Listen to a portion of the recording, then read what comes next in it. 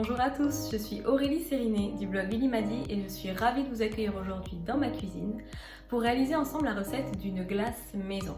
Et je vous propose une recette sans gluten, sans lactose et donc vegan. La recette est crue, sans sucre raffiné et croyez-moi, elle a beaucoup de goût. Alors si ça vous intéresse, je vous laisse avec la suite. Voici la liste des ingrédients dont vous aurez besoin pour réaliser cette recette. 2 belles bananes surgelées. Choisissez-les bien mûres parce que c'est ce qui va nous apporter le goût bien sucré et onctueux de notre recette.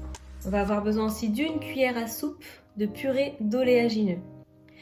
Moi j'ai choisi la purée de cacahuètes parce que ça me fait une glace un peu type Snickers, mais vous pouvez choisir la purée que vous préférez. Et enfin, de la vanille. Ici elle est en poudre, vous pouvez la prendre liquide ou fraîche, encore mieux. On va recouvrir notre glace d'un coulis au chocolat.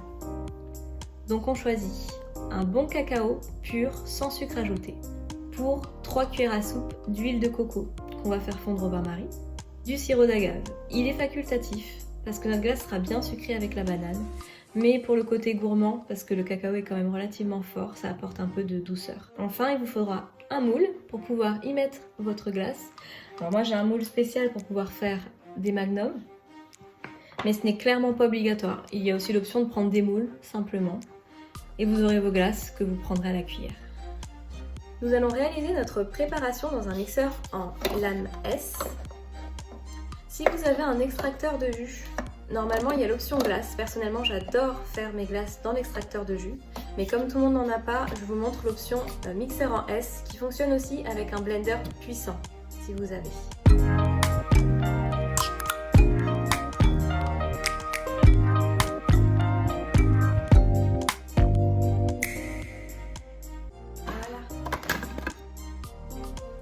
Et voici la belle préparation que nous obtiendrons.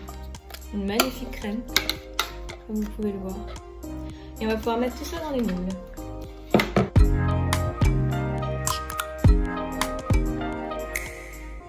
Et voilà, une fois vos glaces dans les moules, elles passent au réfrigérateur pour un minimum de 4 heures.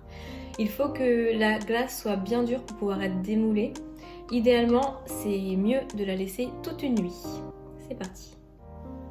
On va maintenant réaliser notre nappage au chocolat. Vous allez voir, c'est très rapide. On va prendre notre cacao, nos 3 cuillères à soupe, notre huile de coco et le sirop d'agave. Et on mélange le tout.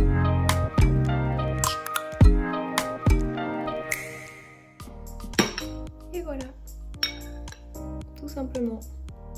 Et voici nos glaces qui ont bien durci au congélateur. On va pouvoir récupérer notre nappage et recouvrir nos glaces avec.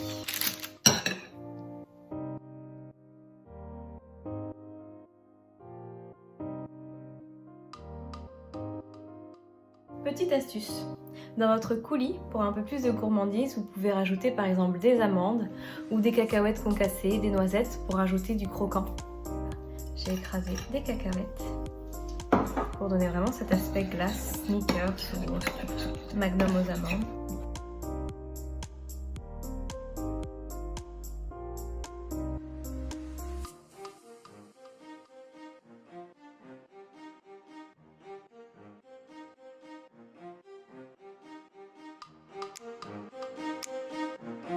Et voilà, vos magnums sont prêts à être dégustés.